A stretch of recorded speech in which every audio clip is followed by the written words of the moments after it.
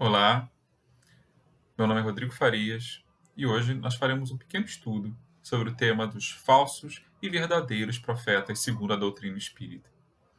Como leitura de ambientação, nós vamos ler um trechinho do Livro da Esperança, de Emmanuel, psicografia de Francisco Cândido Xavier, cuja primeira mensagem é intitulada O Culto Espírita, e diz assim: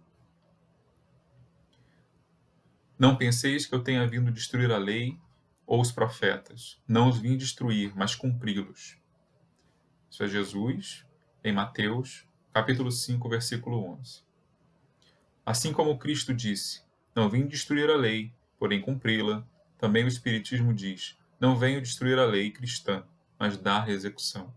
Isso é o Evangelho segundo o Espiritismo, capítulo 1, item 7. E aí Emmanuel comenta. O culto espírita, expressando veneração aos princípios evangélicos que ele mesmo restaura, apela para o íntimo de cada um, a fim de patentear-se.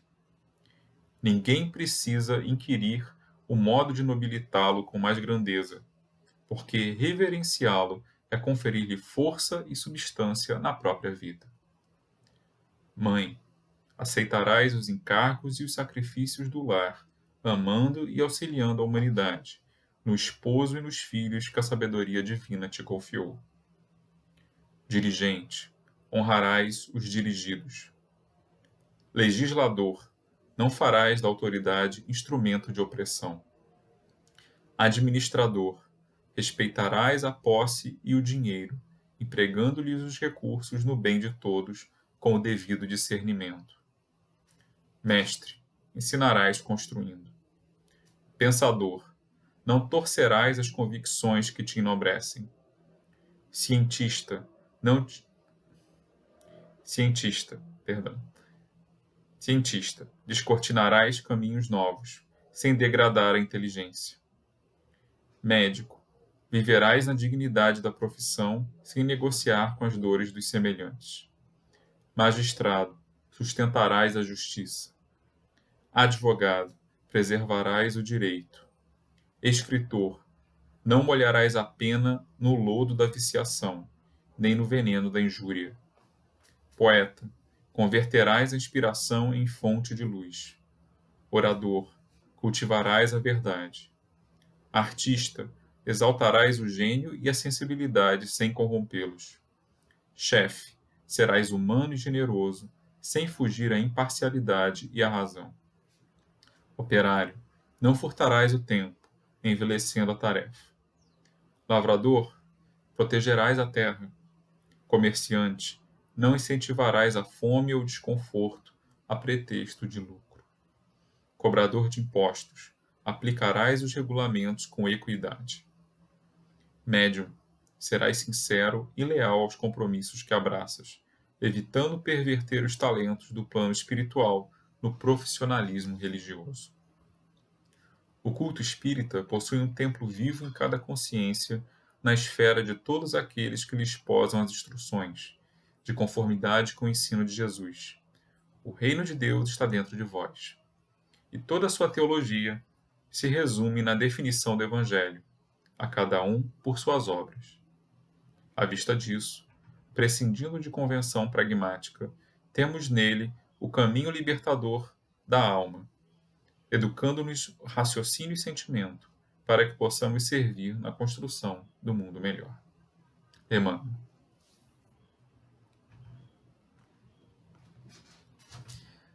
Bom, essa mensagem fala de responsabilidade, de deveres, de cada um na posição que ocupa. E dentre todas as responsabilidades, né, ali fala do médium no final, e é a que mais se liga ao nosso assunto de hoje. Porque quando a gente fala em profeta, embora no senso comum as pessoas imaginem que profeta seja quem faça profecias, previsões de coisas que vão acontecer, na verdade, o profeta, no sentido que a religião judaica entende, ele é, na verdade, um intermediário, como o médium é para nós espíritas.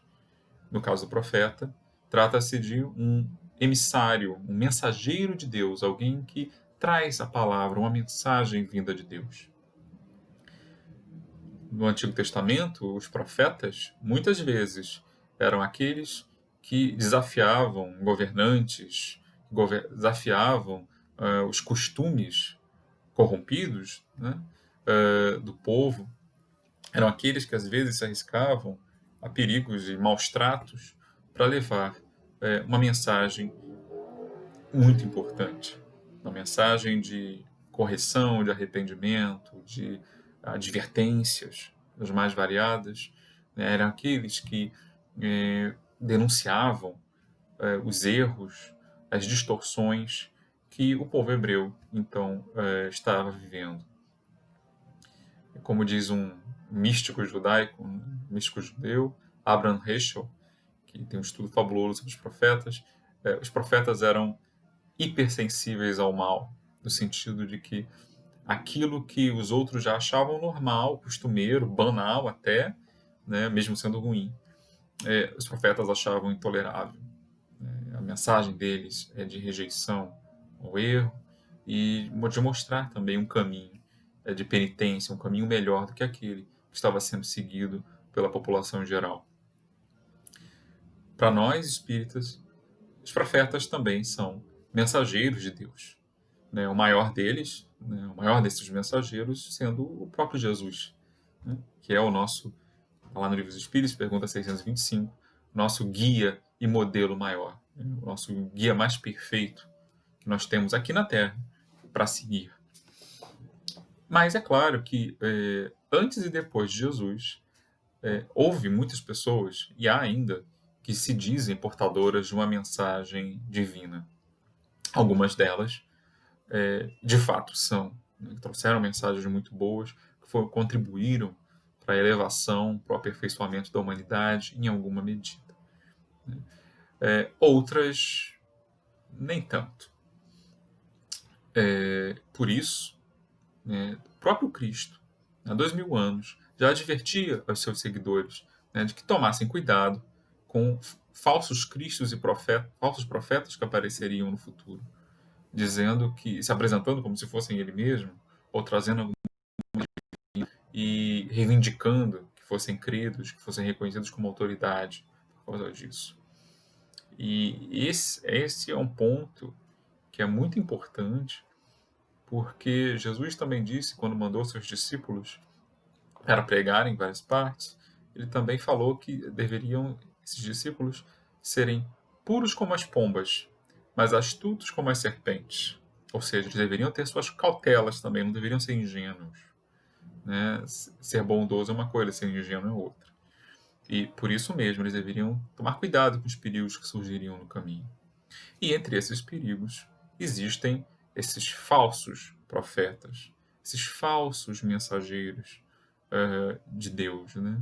Essas pessoas que às vezes se apresentam como tendo alguma autoridade sobrenatural, né?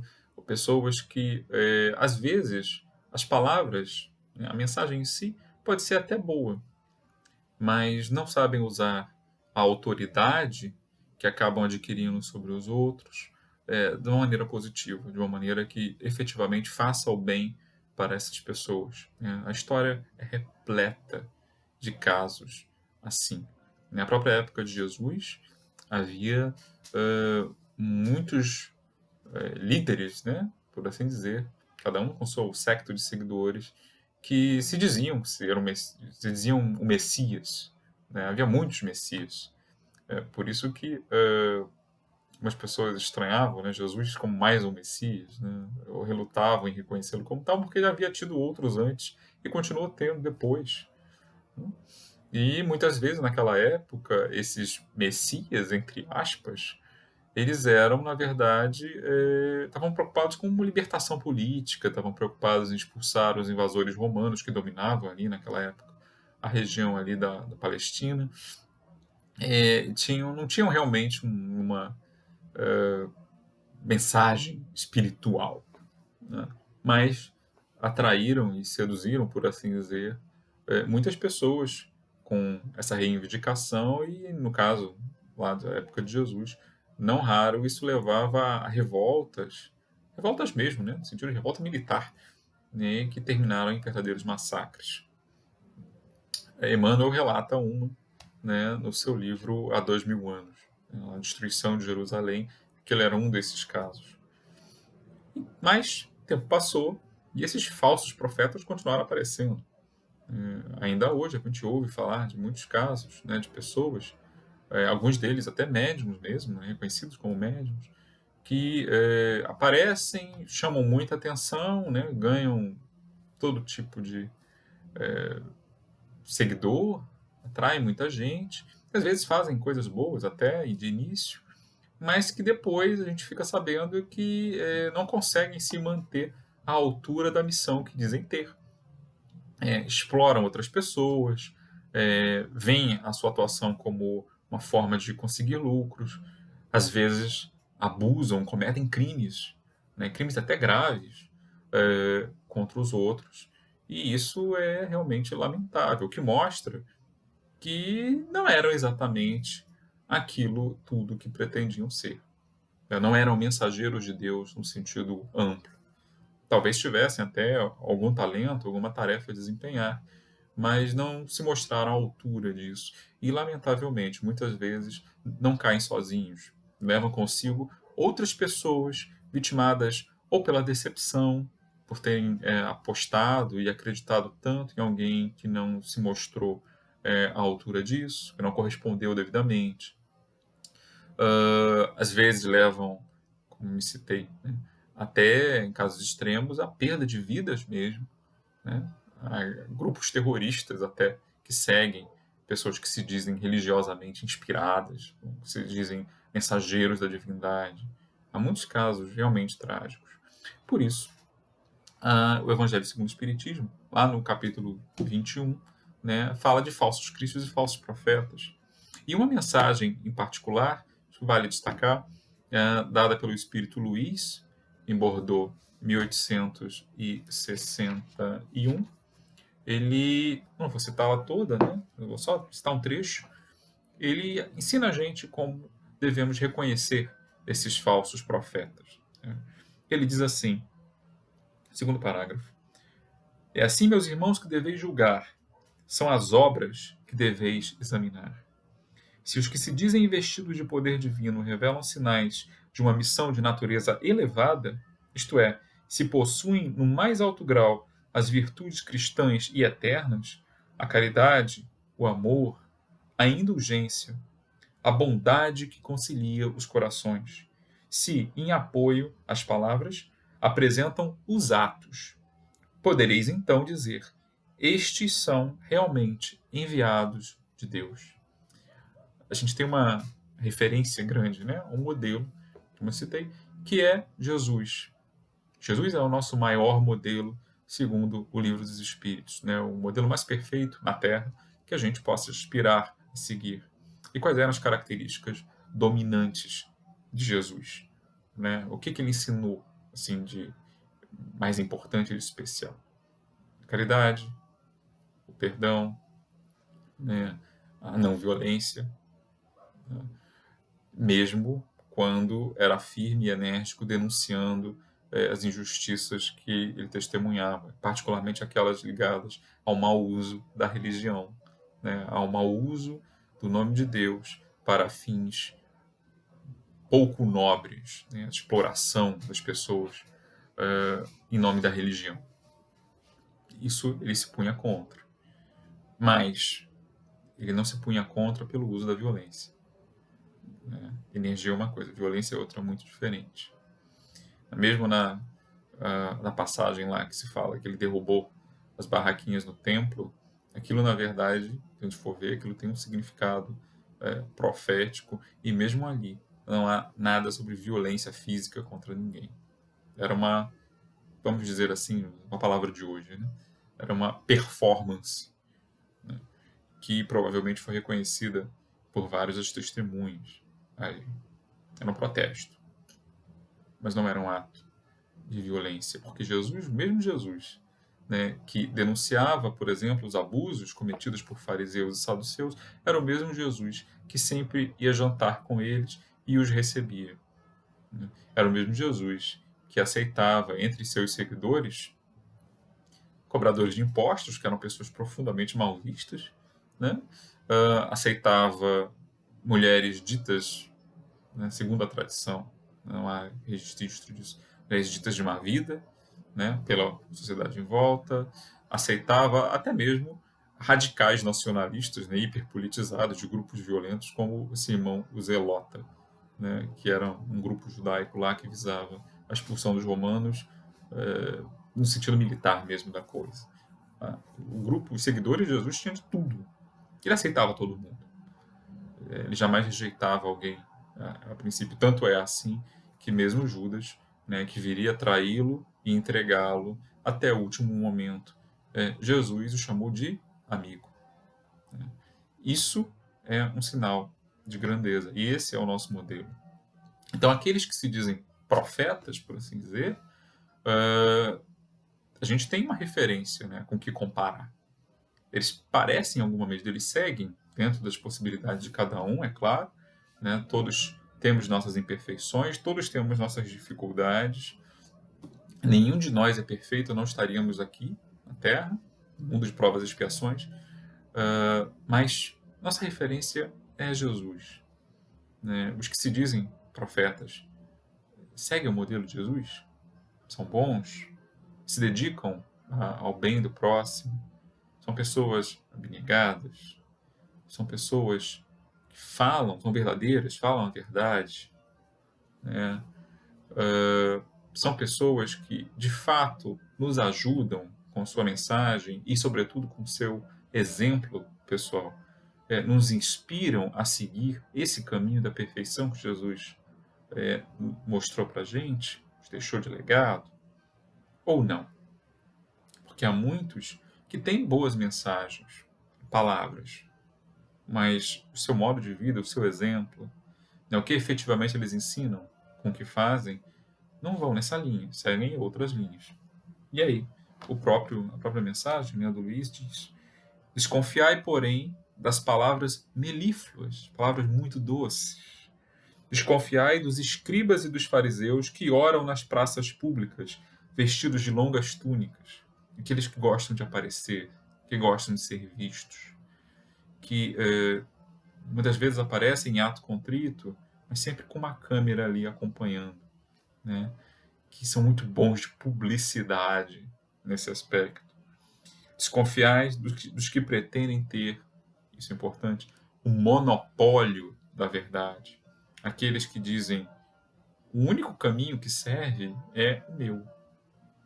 O meu grupo, a minha seita, a obediência a mim, porque muitos querem e de fato se tornam senhores, entre aspas, dos seus discípulos. E isso é um perigo. Pelo contrário, o verdadeiro profeta, e aí já vamos para a mensagem seguinte, o item 9, dada pelo Espírito Erasto, em 1862, verdadeiro profeta, né, diz Erasto, resumindo muito, os verdadeiros profetas se revelam por seus atos, são adivinhados, ao passo que os falsos profetas se dão eles próprios como enviados de Deus. O verdadeiro profeta, você percebe a genuidade, a autenticidade dele. Ele não chega dizendo: eu sou um profeta, vocês me devem obediência, eu represento a autoridade divina. Ele não reivindica isso para si. Ele faz o que ele tem que fazer. Né? E as pessoas acabam percebendo que é alguém diferente, né? Pela observação desse exemplo. Né? E uma das grandes características de um verdadeiro mensageiro de Deus, é que o ego dele não é inflado.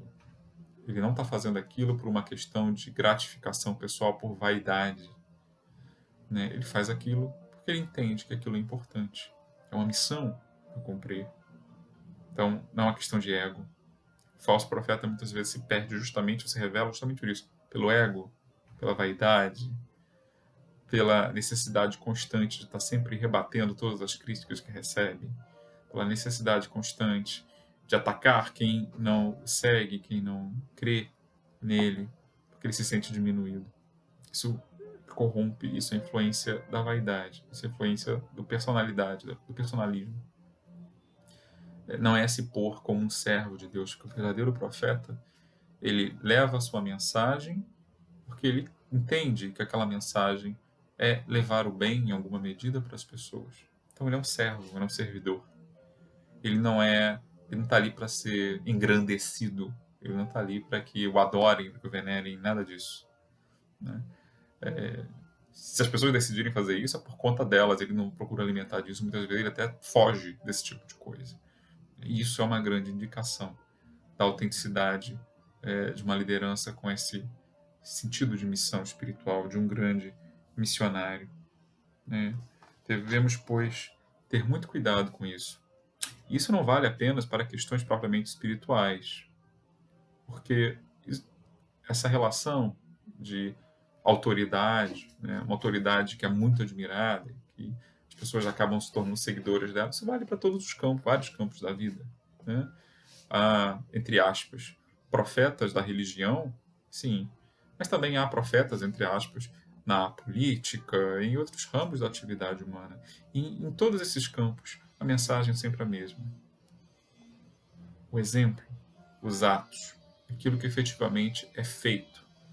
Isso é mais conforme ou não o modelo deixado por Jesus. Isso nos torna melhores, isso nos torna mais inspirados e abertos ao amor, ao perdão, à indulgência, ao benefício pelo próximo, mesmo até, em muitos casos, ao ponto do sacrifício, ou pelo contrário, isso nos induz ao sectarismo, à separação dos outros, ao desejo de combater e atacar.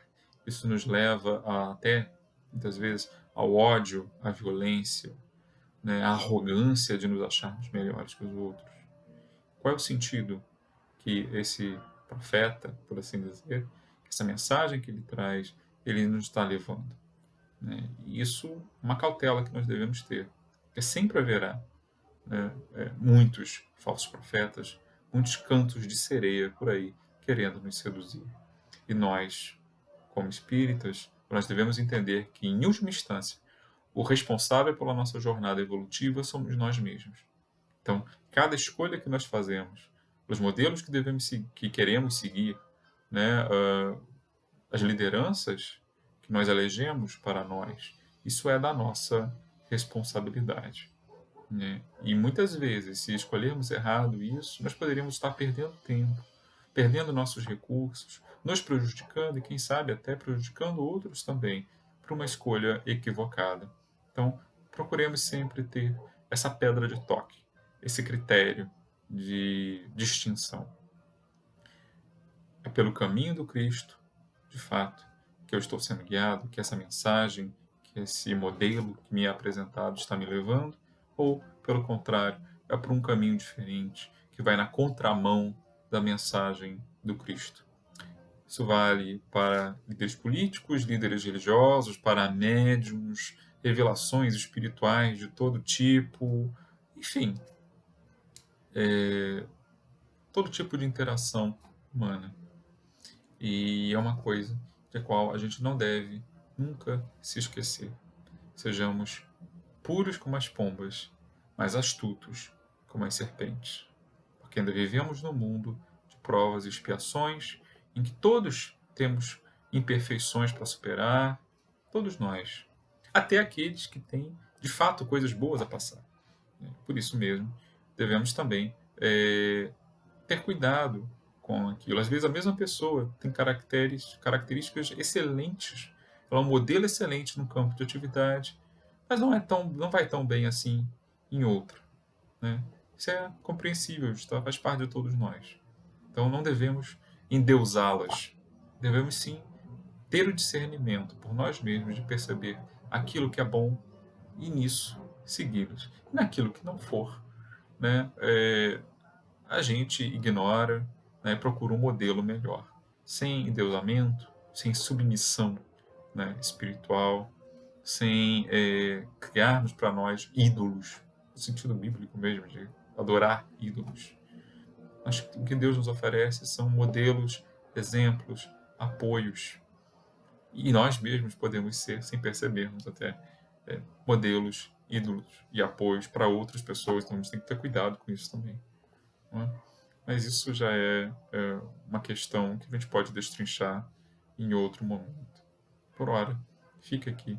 Eu encerro com essa lição, né, esse resumo.